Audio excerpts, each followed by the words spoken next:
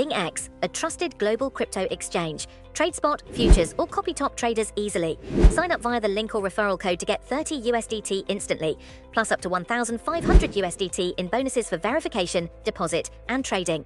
A tragic incident unfolded in Rome today as a Romanian worker lost his life following the partial collapse of the Torre dei Conti, a historic medieval tower.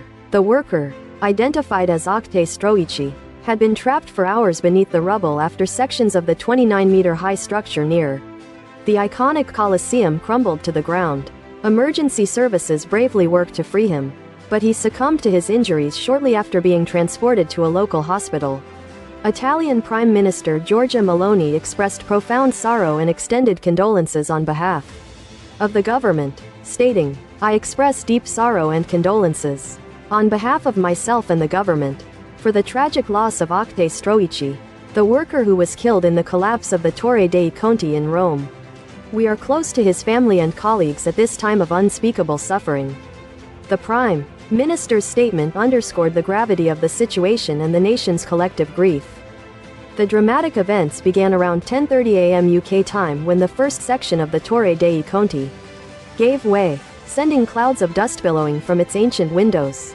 Witnesses described hearing a loud bang, and videos circulating on social media captured the harrowing scene. Approximately 90 minutes later, a second, larger collapse occurred, even as firefighters were actively engaged in rescue efforts using aerial ladders. Miraculously, none of the brave firefighters sustained any injuries. Commander Giannini, speaking shortly after Stroici was freed, detailed the immense challenges faced during the rescue operation, explaining that each time a part of the worker's body was exposed, further collapses would occur, reburying him under debris. Authorities confirmed that Stroici remained conscious throughout the prolonged rescue attempt and was hospitalized in critical condition before his untimely passing. The ill-fated restoration project, financed by EU recovery funds aimed at fortifying the 13th-century tower, tragically turned fatal. The Torre dei Conti, originally built as a fortified residence by Richard Conti, a brother of Pope Innocent III, has a long history marked by damage, including an earthquake in 1349 and subsequent collapses in the 17th century.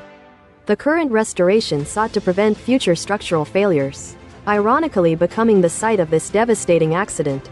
A second Romanian worker, who was also on site, was pulled from the wreckage almost immediately. He was taken to the hospital with serious but not life-threatening head injuries.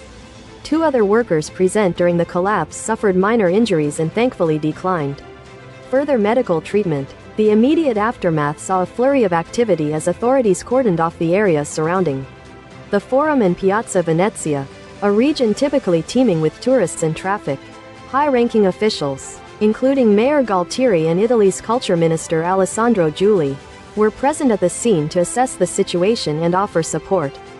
Eyewitness accounts paint a vivid and alarming picture of the collapse. One witness, who saw a worker fall, recounted the terrifying moments to Corriere della Sera. Another worker, who identified himself as Ottaviano, a 67-year-old man covered in white dust, described escaping from a balcony, stating, "It was not safe. I just want to go home." Elena, from the UK, who was preparing to open her pub, Shamrock, which overlooks the tower, likened the initial collapse to an earthquake. She observed a man descending scaffolding, unaware that workers were inside the tower itself. Sue and Dawn, a couple from the UK, had been enjoying breakfast nearby and heard loud drilling noises preceding the incident. Expressing concern about the intensity of the work, Caterina, a Roman native, described the scene as unprecedented for central Rome.